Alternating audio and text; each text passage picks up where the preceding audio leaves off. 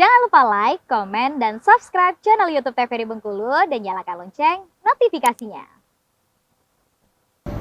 Balik lagi di Opini Obrolan Pagi ini. Pemirsa masih dengan tema yang sama dan orang yang sama, tentunya masih bersama dengan Mbak Ferry. Masih membahas mengenai kesuksesan ya Mbak ya, kreatif dan inovatif untuk mencapai kesuksesan. Oke Mbak, tadi kan sempat terjeda nih pertanyaan tentang mengapa Mbak memilih bisnis buket di era lagi barak-maraknya nih bisnis buket. Itu tadi katanya terinspirasi karena mulai dari TK ya, membutuhkan. Terus itu seperti apa Mbak waktu itu? Ketika Mbak melihat, oh ini ada peluang nih. Iya. Dari situ karena mungkin saya juga tertarik dengan hal yang itu ya, mungkin unik-unik kayak gitu kan. Jadi kayaknya ada peluang nih. Coba membuat, udah jadi. Kita posting kan Mbak, kita posting ada peminat. Jadi ya diteruskan. Jadi dikembangkan. Setelah buket snack tadi, ada yang minta apa, request apa, bunga, ada yang uang. Uang bisa nggak? Bisa. Jadi semuanya bisa pokoknya gitu ya. Tapi waktu awalnya itu memang ada ikut kelas dulu atau gimana belajar awalnya? Untuk mulai dari awal, saya otodidak. Iya. Sekarang semuanya udah tersedia gitu ya. Tinggal cari aja gitu. Iya, di sosial media udah banyak. Udah banyak gitu, betul. Dan akhirnya belajar otodidak gitu. Berapa lama Mbak belajarnya Mbak? Langsung aja Mbak. Dari kita tonton, langsung kita praktekin aja.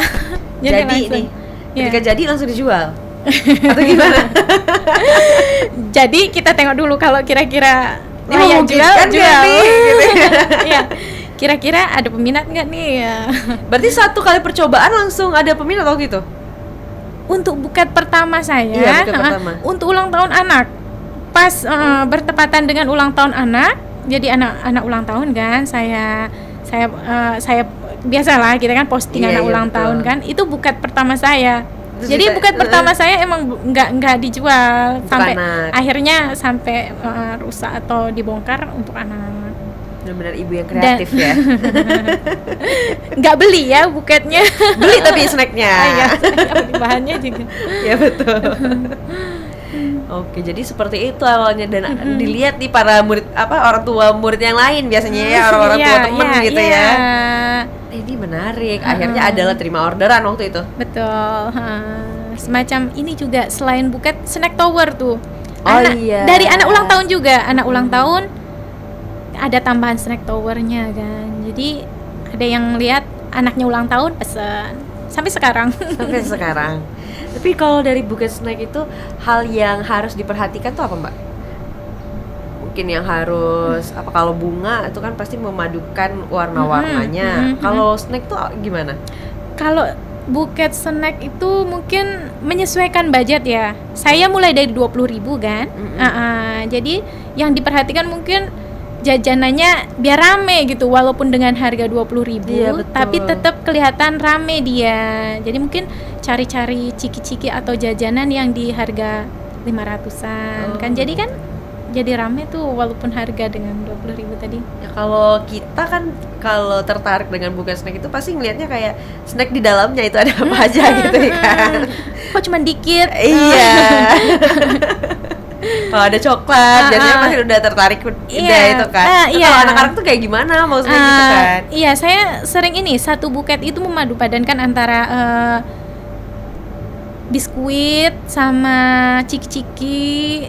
Kadang di itu juga di wafer kayak gitu di mix semuanya gitu ya. Biar rame gitu. Nah, ini setelah bisnis buket snack ini udah berkembang nih, udah banyak yang tahu nih, udah mulai dari mulut ke mulut biasanya itu kan. Setelah itu buket apa lagi yang dibuat? Setelah buket snack kayaknya ke uang ya Mbak, banyak peminat yang uang. Buket uang. Itu kalau buket uang uangnya asli atau gimana sih Mbak? Untuk buket uang itu kita sediakan buket kosongan atau buket tanpa uang kayak gitu kan. Pokoknya kosongan aja, tapi kita siap orang tinggal masukkan aja uangnya. Sama kita nyediakan untuk tukar. Kita ndak jual uangnya ya. Kita nggak pakai jasa juga. Kita nyediakan untuk penukarannya. Jadi kita jual buketnya, jasa buketnya. Untuk uangnya silahkan tukar ke saya bisa, atau mau diisi sendiri silahkan gitu. Oh gitu. Jadi bebas gitu ya. Iya, Maunya seperti apa gitu. Sebagian besar sih langsung mau tukar langsung ke kita ya, Iya, biar karena nggak ribet. karena menyediakan ini kan pecahan baru juga. Oh begitu. Jadi dari uang barulah akhirnya ke bunga. Iya. Ke bunga. Kalau bunga itu gimana Mbak? Kok aku antusias sekali tuh mau tahu gimana sih kalau sebagai pembuat buket gitu kan, melihat banyak bunga-bunga. Kalau sesekali ngelihat bunga mungkin seneng ya ngelihatnya gitu. Tapi kalau yang setiap hari ngelihat bunga, ada nggak sih rasa kebingungan gitu loh? Apalagi nih yang mau dipadu-padankan. Enggak. Setiap hari lihat bunga itu selalu senang. Apalagi lihat yang warna-warni walaupun dia artificial ya, Mbak. Saya bunga artificial. Tetap senang dengan bunga-bunga yang macam-macam, dari kecil, sedang, besar, ada yang dari biasa sampai ke premium, saya ready kan.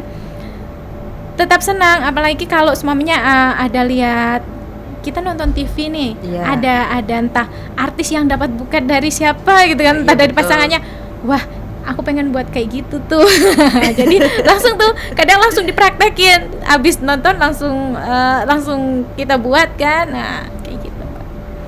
Jadi nggak ini ya, tetap fresh jadi ya ngelihat itu bunga-bunga setiap hari gitu ya. Nah, kalau buket kayak gitu, Mbak udah mempercayakan orang lain untuk membuatnya atau tetap Mbak sendiri yang handle gitu, yang buat? Kalau untuk bantu nyusunnya, mungkin saya kasih satu contoh kan, untuk bantu nyusunnya ya. Saya seperti ini maunya dibantu. Tapi kalau untuk bikin buketnya masih saya. Masih sendiri? Masih sendiri. Kenapa Mbak? Karena mungkin beda tangan nih, belum dapat yang pas ya. Puasannya berbeda gitu ya. Beda tangan hasilnya beda kan. Nanti mungkin selanjutnya semoga aja segera dapat muridnya ya. Atau udah buka kelas juga enggak? Dapat yang bantu. Belum. Masih untuk sendiri aja dulu. Iya, cuman gitu ya, banyak yang sharing, ada yang sharing kayak gitu ada. Sering. Pasti sih orang karena buket memang dibutuhkan dan banyak juga mungkin yang ingin buat sendiri gitu ya. Iya. Jadi ditanya-tanyain lah gimana. Tapi kalau untuk bunga itu kan memadu-madankan banyak warna. Ada nggak sih Mbak batasan warna? Mungkin 3 warna aja, nggak boleh lebih atau seperti apa? Barangkali nih pemirsa ada yang tertarik juga untuk buat buket. Kalau boleh tahu nih, gimana tuh? Nggak ada batasan sih, tapi alangkah lebih baiknya kalau dia mungkin satu nuansa ya, jangan terlalu. Misalnya kayak gimana tuh Mbak? Satu nuansa? Ya mungkin ke yang mungkin yang ke pink, baby pink sama putih atau ada merahnya dikit. Pokoknya dia kalau langsung satu tone gitu ya. Iya. Tone warna gitu ya. Nah, kalau ide-ide. Nah, ini kan kalau bahas mengenai usaha kreatif seperti ini selalu melekat dengan ide. Ide-idenya itu dari mana, Mbak? Ide-idenya itu dari sosial media mungkin ya, Mbak ya. Dari perkembangan sosial media ya. Itu jadi memunculkan ide-ide yang baru juga dengan kita melihat tuh kan, kita pengen mengembangkan juga. Mungkin orang seperti apa nanti entah kita kurangin, entah kita tambahin kayak gitu. Jadi lebih ke kita lihat perkembangan di sosial media. Jadi tetap pantau sosial media gitu ya, untuk mengetahui apalagi nih yang mau dibuat, apalagi buat buket setiap hari Mbak buat buket. Iya, setiap hari. Nah, terus setiap hari udah banyak tuh yang karya-karya yang udah berhasil diciptakan begitu kan. Pasti akan mau ganti lagi modelnya, mau ganti lagi susunannya seperti itu. Itu sempat nggak sih Pak merasa kayak, duh bingung deh mau diapain lagi gitu? Kalau bingung sih enggak ya Mbak. Jadi kalau semamane ada yang model baru tapi kita belum sempet tuh, kadang sampai tak catat besok pengen itu, jadi tak list aja kan, list. Jadi ada listnya itu. Iya betul.